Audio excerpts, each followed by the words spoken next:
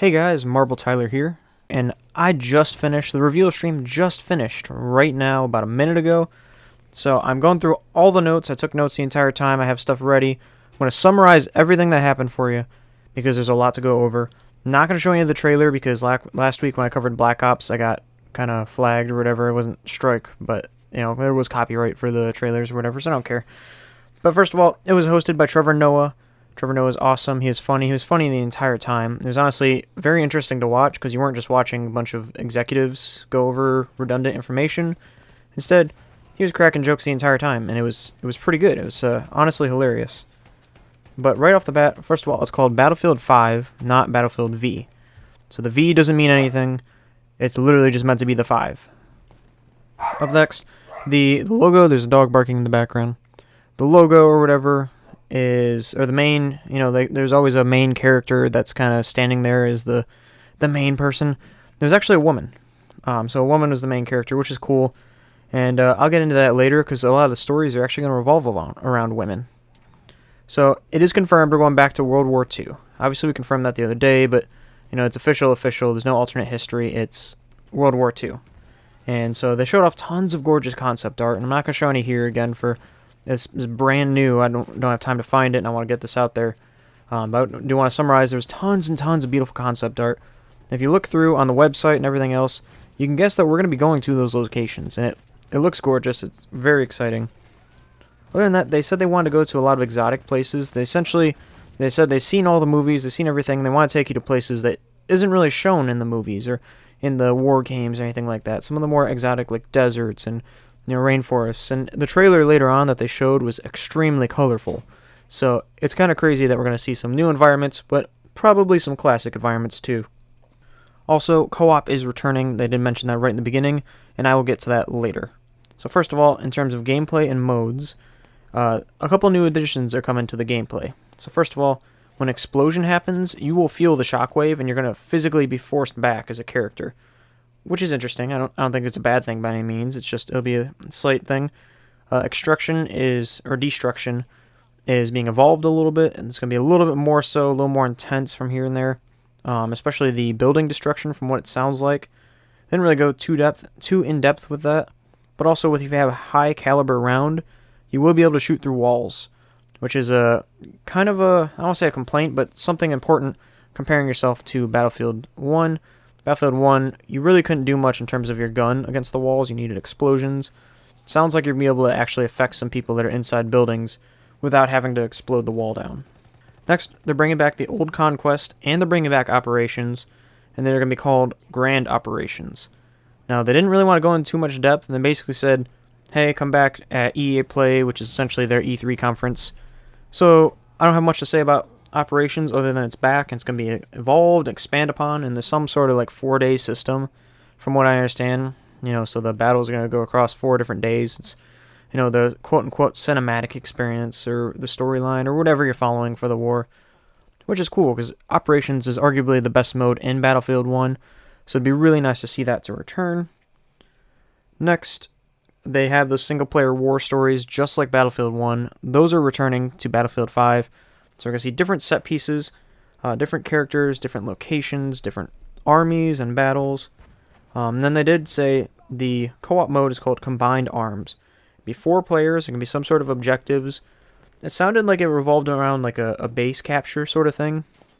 They're kind of talking about different insertion places, whether you're parachuting down or sneaking in or something like that. So the way it sounded was a lot of base capture objectives. But regardless, as I think it's the first time since Battlefield 3 that we've had a co-op mode, which is awesome because it's been a while and it's really cool seeing different types of things, different new things. Like I said, war stories are basically the same thing, and one of the first war stories that they announced, they're going to be following a woman fighting in the Norwegian resistance and that theater of war, which will be interesting, because like I said, we've never really seen, especially for World War II, we've never really seen the stories of different women being followed, so it's cool seeing that we're going to have a different set of characters and different set of set pieces that we can, go over. From there, they moved on into the weapons and the vehicles. Starting out, it's kind of what you expect from World War II. There's going to be iconic planes, iconic tanks. They said there's going to be some secret weapons from World War II, so probably weapons that aren't seen as much, but as well as World War II just has a ton of weapons. So you're probably going to see the things that are popular and then some things that aren't popular. So for all you people out there that love history and get mad when Battlefield doesn't follow history properly, sorry, sucks to suck, but the game does look awesome, so you can deal with it. I'm sorry. After that, there's like a new fortification system, and it's kind of cool. It's defensive, I guess. It's a support equipment. I don't know if it's specifically a support class, but it was defined as some sort of support equipment. Essentially, it's like reinforcing buildings or building foxholes, and it sounds a lot like Rainbow Six Siege. I mean, shooting through walls is very much like Rainbow Six Siege, but this sounds like you're reinforcing walls or rebuilding buildings, which would be really cool, because one, when you get tons and tons of destruction happening, the destruction can become too much. It can become chaos. Everything's destroyed, and then you have nothing for cover. So it sounds like you'd be able to like rebuild your cover, which is kind of cool. And like I said, it kind of follows that Rainbow Six Siege. And if you could combine Battlefield destruction with Rainbow Six Siege destruction, that's like the perfect like set piece, middle ground of Battlefield destruction. It would be beautiful. Next, they talk about the company. Now, the company is essentially a group, a squadron you're going to be a part of.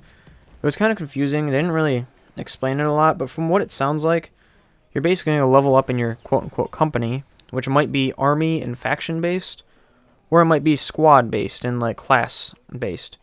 From what it sounded more and more, it sounded like class-based, but essentially, in like previous Battlefield games, you're going to level up your class, and as you level it up, you're going to get more weapons. You're going to be able to level up those weapons and be able to get rewards like skins and attachments for those weapons. And plus, you're going to be able to level up your character. Every character is able to be customized now. So essentially, you can unlock jackets. And they showed off a bunch of different customizations, whether it was war paint, jackets, skins, all kinds of stuff that you as a character can wear. You're not just a standalone soldier now. Now you actually have character customization, which is pretty cool. Oops, the mic there. It's pretty cool. That being said, there's no premium. So they did bring that up in this section. There's no more premium pass, and it's not pay to win. Now, they didn't say if these customization options are going to have microtransactions tied to them. I'm willing to bet they are. Now, the only reason I say that is because if there's no premium pass, but they still plan on bringing expansions, which I'll go into, and they're not traditional expansions, but they plan on continuing, post-launch content, as you would expect from Battlefield. You're going to expect something like that. There's going to have to be some sort of income coming, especially being that EA wants to make money. You're going to expect something. So essentially, they didn't really go into it. They didn't really cover it, but there's customization. I'm willing to bet that customization will have some, some sort of microtransactions, but there's no pay to win. There's no premium pass, which is awesome. In terms of post-launch content, that's what I'm trying to say. It was called Tides of War. Essentially, they're talking about how it's going to explore even more new theaters of war, free to all players, so it's not splitting the community, and there's no traditional expansions. It's just going to be over the course of a couple months, focusing on different areas, theaters of war. They suggested that the game comes out in October, therefore in November it'll start, and one of the first things they're going to explore is like a German theater of war. I don't know which front they said they were covering, but it will explore new theaters of war that aren't in the game at launch, which is good. I mean, that's great. We'd like to see free expansions, keep the community together, but new maps, new modes, new guns, new all that cool stuff. When talking about this, though, they did say they also going to have daily, weekly, and monthly events, including like special assignments. Again, that's not a bad thing by any means. That means more customization coming later on. That also means there's more stuff to do. They're adding more content and more customization, more different challenges for you to go over, all kinds of cool new stuff. That's great. I mean, honestly, there's really nothing wrong with it. And like I said, the game launches in October, so they're going to start these Tides of War in November. Move on to my last page of notes. They showed off the trailer at the very end, as you would expect. And the first half, and for the longest part of it, I was like, okay, it's just a cinematic trailer, nothing special. Until the second half showed gameplay, or what looks like gameplay, but it was very cinematic gameplay, so I don't know how much of it's actually representative of what's going to be in the final game and what you're going to be able to do. But they did show off gameplay, and there's some new tactics and some new things. But first of all, The map they showed, you were in a house, and then the tank was plowing through, and there's a bunch of destruction, which was cool. And there's definitely some like knifing mechanics that were brought back and all that good stuff. There was a collapsing bridge at some point. I don't really know the context of it, but essentially there was stuff falling, and the map was a little bit dynamic because there's stuff falling off this collapsing bridge, which is cool. I don't know if we're going to be able to affect that as players, but it was an element of the map. First of all, it was colorful. When they got to the gameplay side of things, and the rest of this is all gameplay side, it was colorful. Like, it was really bright, really beautiful, deep, rich greens. So it wasn't some drab, gray, brown theater or war. It was a beautiful, colorful landscape, and it was honestly pretty good to look at. Again, I don't know how much of it is cinematic versus gameplay, but the colors were there, and it looked fantastic, very bright, better than Battlefield 1 color-wise, for sure. Next, there was some camo on the guns, and when I say camo, I don't mean a paint job. I mean there was like literally brush on the weapons. So I don't know if you're going to be able to customize that. I don't think it's a bad thing if you can. It might be just some way to add more customization if that's what it is, but it was kind of cool. But for all I know, it also could have been something dynamic with the map where you ran through brush and now it's on your gun. Who knows? But I'm thinking the more likely option is definitely the fact that you probably have customization options for brush on your weapons, or dynamic camo or something more than just a skin. Towards the end, it did show melee combat is returning, just like Battlefield 1, which I would argue that Battlefield 1 probably has the best melee system out of all of them. Essentially what happens is hit people in the back and it's kind of like a one-hit kill. No, my bad. You don't hit people in the back. It's essentially you hit them and it does a certain amount of damage, and if that person's going to die, it's a fatal hit, that next hit, and you melee them, and you go through some sort of animation. So it looks like that system's coming back from what we saw. That being said, it was a very cinematic moment, but it implies, yes, we're going to have some sort of melee system, which is fine. There's nothing wrong with that by any means. That being said, there was new animations, new combat things, there was new tactics.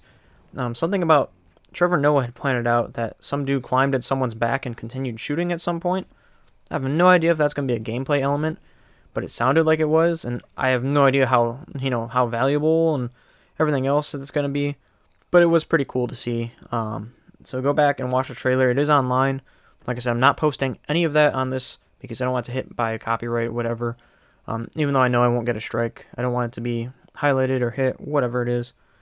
But it'll be interesting. And the last thing is, if you pre-order the game, you do get access to the private beta, and they announced the release date. The game is launching on October 19th this fall, which is awesome. It was 1 week after Black Ops 4, and if you get the special edition of the game or whatever, I think it's going to be an extra $10 or something like that, the game will launch for you. It's the deluxe edition, and it'll launch for you on October 16th. And if you're part of the EA Access or the Origin Access, you will get the game on October 11th, and you'll get that free 10 hours or that trial period that EA and Origin Access members will receive as per standard. Overall, it was a really fun event. It was honestly probably one of the best events I've ever watched because Trevor Noah wasn't just some executive talking. He's by far the best part of it besides actually the game. But the game looks good. It is World War II confirmed, no alternate history, and it looks really good. It looks like we're going to have a really solid Battlefield experience. I'm hyped. I'm really curious what the details will be coming out of EA Play. Something really important to note, there is no Battle Royale mode, at least not that they announced. And there's no Zombies mode or anything like that. So, nothing like that. They're not hopping on that train, which is good news, I think, for Battlefield players because they'd rather see awesome maps and awesome content that we're used to instead of trying to just hop on the train for a Battle Royale mode. What did you guys think? Obviously, I wasn't able to show a lot of stuff in this video because I wanted these details to be out there immediately so you didn't have to watch the hour-long video. But like I said, if you thought it looked good, if you thought it looked bad, let me know in the comments. I really hope to see you guys in the game this fall.